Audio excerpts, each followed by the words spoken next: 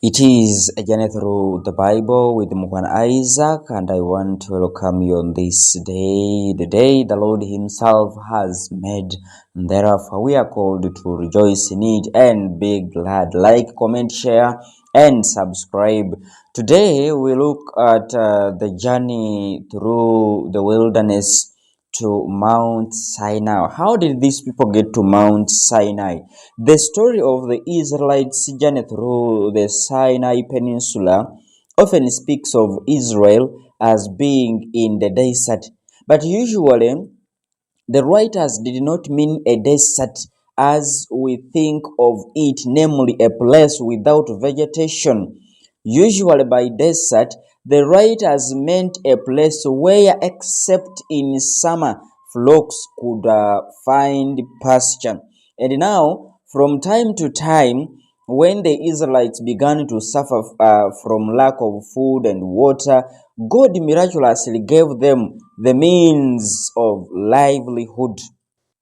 God intended that the deliverance from Egypt and the crossing of the Red Sea should fill the Israelites with faith and, of course, in His promises, and give them the confidence and energy needed to overcome the spiritual lostness of their years in Egypt.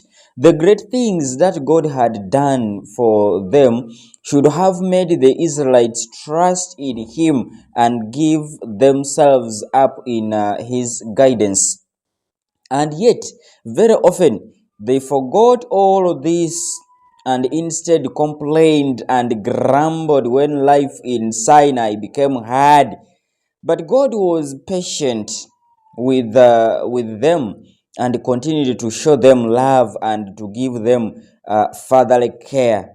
In all the great things that He did for them, God was preparing them for what He would do later on Mount Sinai, where He would make them His people. After having traveled for 3 years since the crossing of the Red Sea, the Israelites found themselves without sufficient water. They came to the waters of Mara, which means bitter. And of course, they found it bitter and undrinkable. They complained against Moses. Moses asked God for help, and the Lord showed him a tree. And of course, he threw it into the water, and the water became sweet. We read this in Exodus chapter 15, verse 22 to 16. They then went on the camp at Elim, where there were 12 springs of water. 6 weeks after their departure from Egypt, the Israelites were in the wilderness of Sin, that is Sinai, between Elim and Mount Sinai. Again, they complained against Moses because of the hardships of the life in the wilderness. Would that we had died by the hand of the Lord in the land of Egypt, when we sat by the flesh shops, by the flesh pots, and ate bread to the full. For you have brought us out into this wilderness to kill this whole assembly with hunger. Exodus chapter 16, verse 3. The Israelites wanted freedom, but they were not ready to pay too great a price for it. They thought it better to be a well-fed animal in Egypt rather to be a free but hungry man in Sinai. But God knew that they had suffered. He knew how impossible it was for such a great number of people to feed themselves in the wilderness. With the patience of a loving father for his crying, complaining children, he fed them in an extraordinary way. He wanted the Israelites to see his power and to trust him. So God fed his people on this occasion with quails and manna.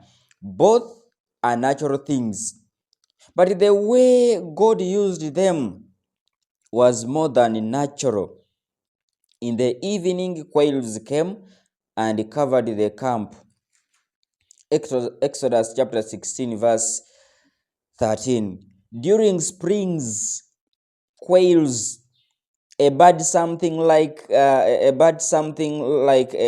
porridge, a partridge, pass through the Sinai Peninsula in their annual flight northward. And so the miracle was that they appeared in such a great number and at the time when the usual migration period is over. They would normally pass about April. And so it was then by the beginning of June and they were passing. So that is what God is capable of doing, and he can do that. I want to thank you for moving with me. I believe you've drawn some lessons, you've learned something in today's episode.